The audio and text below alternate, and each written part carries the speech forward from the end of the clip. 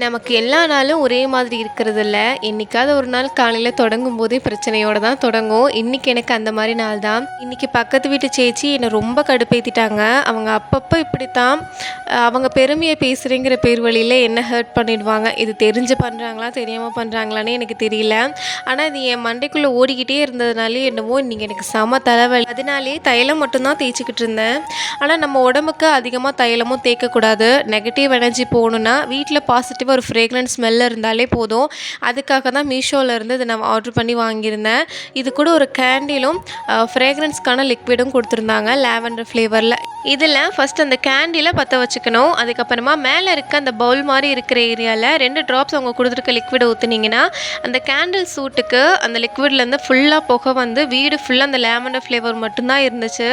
சடனா வீட்ல ஃபுல்லா பாசிட்டிவ் எனர்ஜி வந்த மாரி இருந்துச்சு. உங்களுக்கும் இதே ப்ராடக்ட் வேணுமா? டேக் பண்றேன். செக் பண்ணி பாருங்க.